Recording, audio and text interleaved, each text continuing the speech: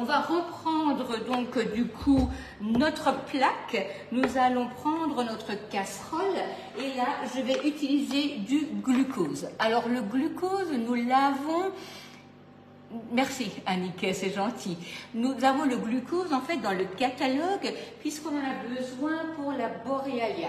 Quand vous allez faire de la glace, en fait, il vous faut du glucose et du stabilisateur pour préparer votre glace, votre sorbet ou votre crème glacée.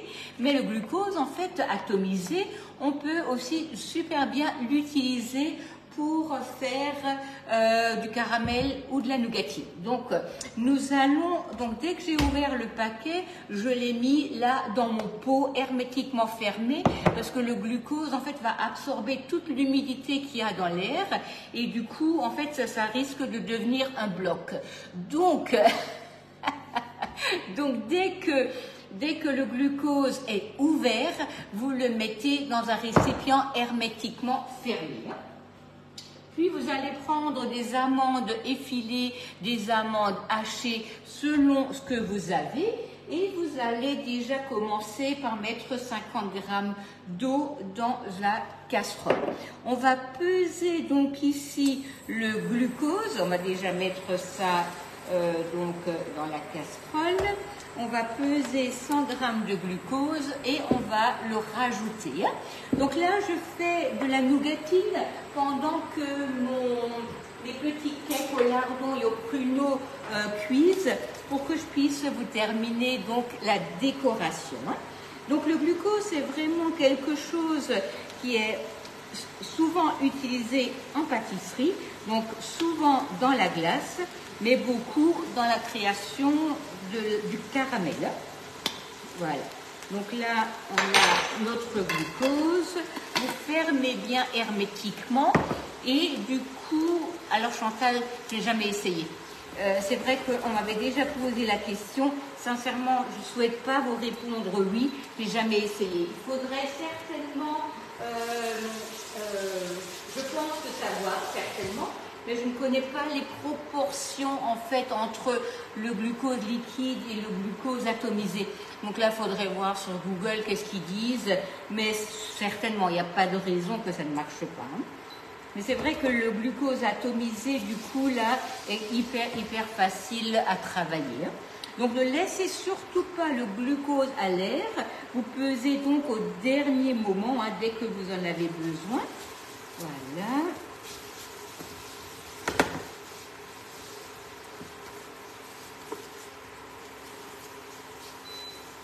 Alors là, je pense que j'ai dû me tromper dans l'eau. J'ai pris le mauvais verre. Voilà, là ça va mieux. Et on va rajouter le glucose, on va mélanger et on va mettre ça dans les empreintes. Voilà.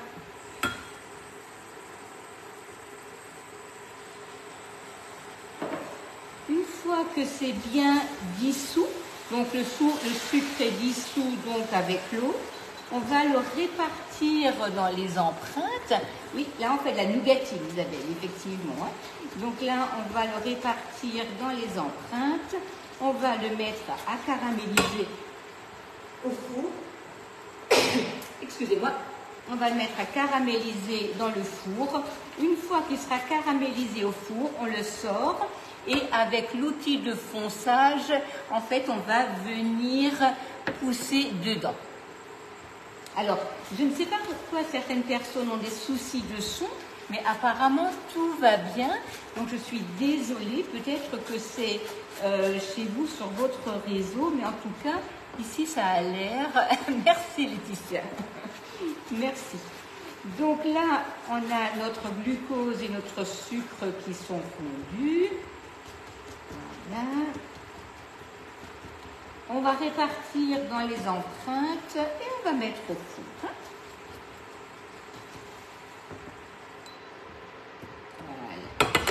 Voilà.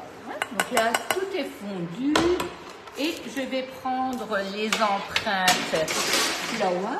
Donc ceux-là, ils ont un réel succès dans la gamme. C'est carrément impressionnant d'ailleurs. Hein, vous avez aussi des coupures. Ok, bah c'est bizarre ça. Bon, je suis désolée. Hein.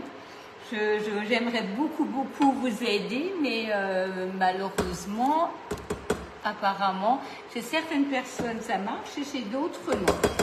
Je suis désolée. Donc ici, nous allons prendre donc notre début de nougatine qu'on va répartir ici dans les empreintes. On va mettre ça au four et une fois que ce sera caramélisé, on va prendre l'outil de fonçage qu'on utilise pour les mini tartelettes et on va venir façonner donc l'empreinte. Alors ça colle un peu, hein, c'est normal puisque c'est du sucre. Donc ne vous inquiétez pas, vous répartissez ça, ne mettez pas les doigts dedans, hein, donc parce que sinon, ah oui, le moule flower il est magnifique, magnifique. D'ailleurs il a le succès qu'il mérite, je dirais, hein. C'est vraiment un très beau moule. Il a d'ailleurs un rendu juste magnifique. Voilà. Donc là, si vous voulez, ce qui va se passer, c'est que dans le four, le caramel va commencer à chauffer et en fait, ça va prendre la forme du moule. Voilà. Hop, on met ça au four. Voilà. Et ça va cuire et juste encore une petite minute et on va le sortir. Hein. Coucou Christine, bonjour à tous. Voilà, donc là, on a ici nos œufs, on a notre carotte, on a notre persil. On va maintenant sortir la nougatine du four. On va prendre l'outil de fonçage et là, il faudra surtout pas aller mettre les doigts dans le caramel parce que sinon, vous n'allez pas être content. Hein. Donc là, je vous assure que ça, c'est pas fantastique. Alors là, ça ressemble à rien. Puisque finalement, le croquant, en fait, il fait comme s'il moussait. Ça vous fait plein de bulles.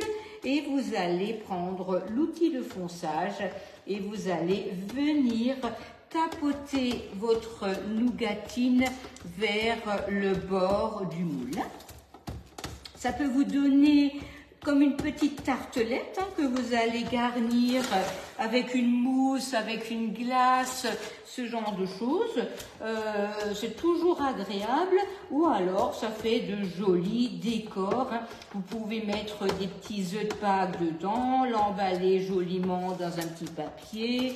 Vraiment, ça, c'est fantastique. Hein. C'est aussi d'ailleurs, souvent vous avez des petits fonds en nougatine, on vous met des œufs de Pâques dessus. Franchement, c'est très bon et ça permet de faire plaisir à son entourage. Hein.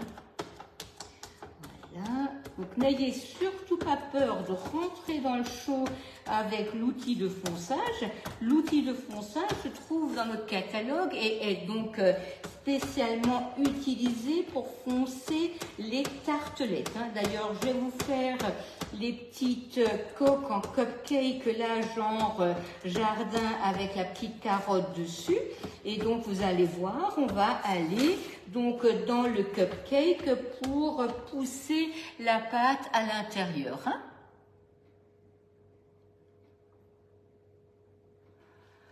Alors, j'aurais envie de vous répondre oui, qu'un verre irait, mais c'est très chaud. Hein. Alors là, faudra tester et surtout faire attention de ne pas vous couper si ça casse. Parce que, en fait, là, on a quelque chose, le caramel est hyper chaud. Hein. Comment dire, il ne faut pas attendre qu'il refroidisse pour façonner parce que sinon, vous n'arriverez plus à le façonner. Donc j'aurais envie de vous dire oui, mais je n'en suis pas certaine.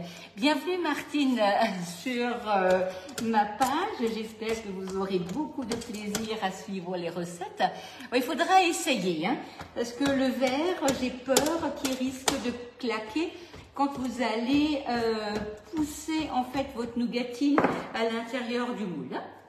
Donc, on va ici, je vais vite mettre ça au garage sur un sol très froid pour qu'on puisse le sortir ensemble. Un pilon, oui Isabelle, oui, ça irait, hein. Ça irait.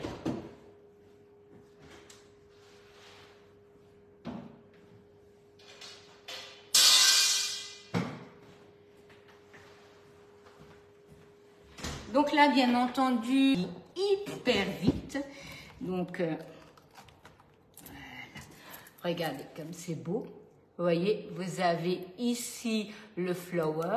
Vous avez autour, vous avez la petite collerette bien cannelée. Et là, vous venez, vous allez mettre des œufs dedans, un petit lapin, mais vous pouvez mettre de la glace, de la mousse et ainsi de suite.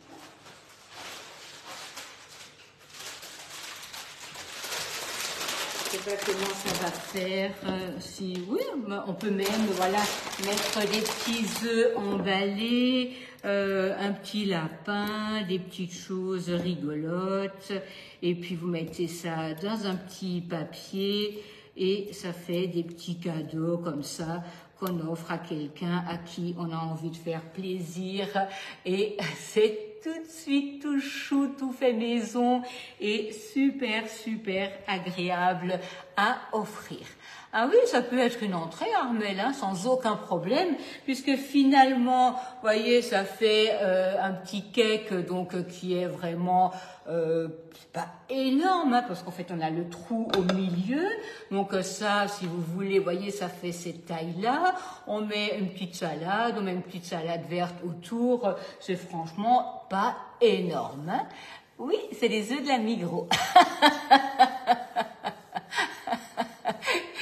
Tous les gens d'ici savent ce que c'est que les œufs de la Migros. Voilà. Donc là, nous avons notre coque en nougatine, nous avons notre petit nick pack, et moi, je vous souhaite une magnifique soirée. Je reviens très vite cette semaine pour vous faire d'autres recettes. Et vraiment, si vous avez des questions, n'hésitez pas. C'est avec grand plaisir que j'y répondrai. N'hésitez pas à me faire des messages en direct parce que souvent je ne les vois pas sur les lives. Donc surtout n'hésitez pas. Tu as les mêmes, Isabelle? Tu m'étonnes. Allez, je vous souhaite une belle soirée. Gros bisous à tous et à très bientôt.